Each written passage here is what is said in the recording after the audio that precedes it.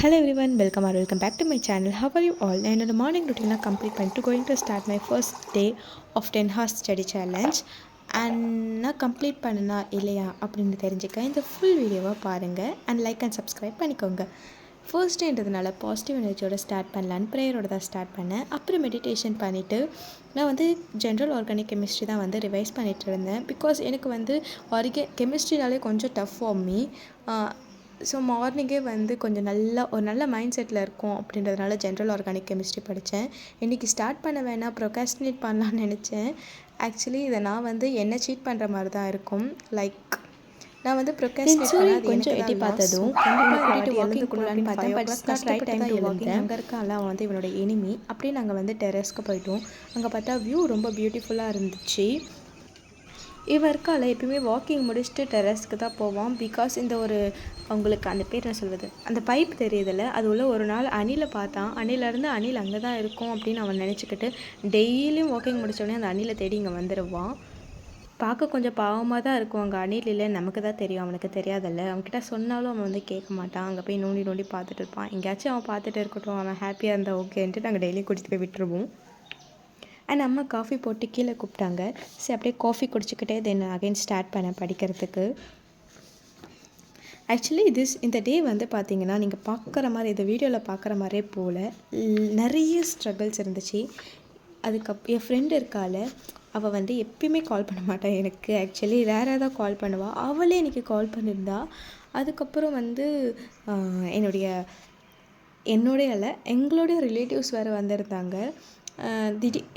Actually எங்கள் வீட்டுக்கு relatives வர்றது, இந்த மாதிரி கால் வர்றதுலாம் ரொம்ப ரேர் தான். எனக்கு எங்கள் ஆயா மட்டும்தான் காலே பண்ணுவாங்க.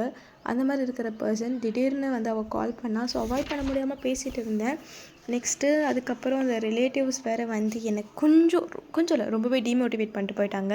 எங்கள் அம்மா வந்து கொஞ்சம் வெளியில் போயிட்டு இருந்ததுனால வந்து நான் தான் மாட்டிக்கிட்டேன் அவங்கக்கிட்ட. என்னால் சமாளிக்க முடியல. என்ன படிக்கிறேன், ஏது படிக்கிறேன் அப்படி கேட்டதுங்க.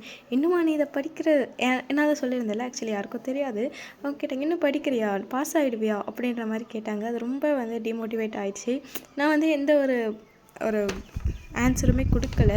பிகாஸ் வந்து இப்போ நம்ம ஆன்சர் கொடுத்தாலும் இல்லை இப்படி எப்படி நம்ம எக்ஸ்பிளைன் பண்ணாலும் அவங்க சொல்கிறது தான் சொல்ல போகிறாங்க.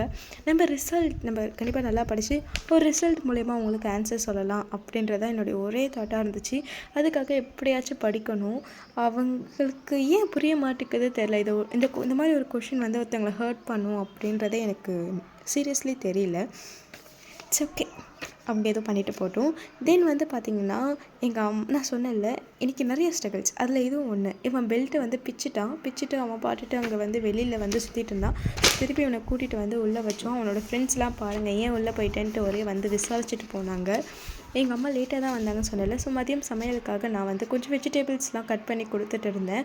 அரௌண்ட் 3 o'clock கிட்ட தான் நாங்கள் சாப்பிடவே ஸ்டார்ட் பண்ணோம். அதுக்கு முன்னாடி கொஞ்சம் பசிச்சதுனால குட்டே சாப்பிட்டுட்டு ரெடி ஆகிற வரைக்கும் கொஞ்சம் நேரம் படிக்கலாம் அப்படின்னு சொல்லிட்டு நான் படிச்சுட்டு இருந்தேன்.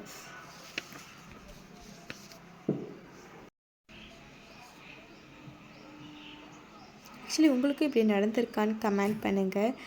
ஆஃப்டர் தட் வந்து என்னால் முடியல. ஒரு 1/2 an hour பிரேக் எடுக்கலாம் தான் போயிருந்தேன். அந்த 1/2 an hourலேயே என்னை யாருமே ஒரு குட்டி நேப் எடுக்கலைனாலும் என்னை வந்து யாருமே விடலை. அகெயின் கால் தான். ஸோ அதுக்கப்புறம் அதை பேசிவிட்டு தென் அப்படியே ஈவினிங் ஆகிடுச்சி. ஒரு டீ போட்டுட்டு அதுக்கு முன்னாடி கொஞ்சம் நேரம் படித்தேன். டீ போட்டுட்டு சுண்டல் சுண்டல் இல்லை, ஆக்சுவலி இது பட்டாணி வந்து ஊற வச்சுருந்தாங்க. அதை அப்படியே வேக போட்டேன். ரொம்ப கொலைய வச்சுட்டேன். ஆக்சுவலி பார்த்தாலே உங்களுக்கு தெரியும். ஸோ இதை அப்படியே கொஞ்சம் தாளித்து சாப்பிடலாம் அப்படின்னு சொல்லிட்டு சாப்பிட்டா நல்லாயிருக்கும். Actually I love this snacks.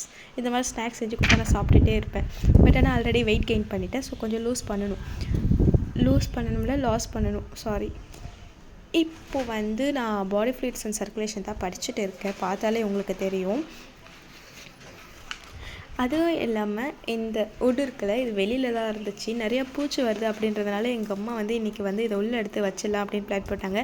எனக்கு தெரியல அது இன்றைக்கி தான் பண்ணணுமா அப்படின்ற மாதிரி. நான் ஹெல்ப் பண்ணேன் போயிட்டு. பிகாஸ் அவங்களால முடியாது. நானும் போய் ஹெல்ப் பண்ணிவிட்டு தென் ரொம்ப மெஸ்ஸி ஆயிடுச்சு வீடே. அதுக்கப்புறம் வந்து எல்லாத்தையும் பெருக்கிட்டு அண்ட் தென் படித்தேன். ஃபைனலி நீங்கள் பார்த்துருப்பீங்க, கம்ப்ளீட் பண்ணிவிட்டேன் அந்த சேலஞ்சை. கம்ப்ளீட் பண்ணவே முடியாது அப்படின்னு ஒரு தாட்லேயே இருந்தேன். பட் எந்த இருந்தாலும் கம்ப்ளீட் பண்ணி ஆகணும் அப்படின்னு இந்த சேலஞ்சை ஃபைனலாக கம்ப்ளீட் பண்ணிட்டேன். Hope you like this video. If you like this video, please subscribe my channel and உங்களுக்கு எப்படி இந்த டே போச்சுன்னு கமெண்ட்ஸில் எனக்கு கூட ஷேர் பண்ணுங்கள். Thank you guys. Bye.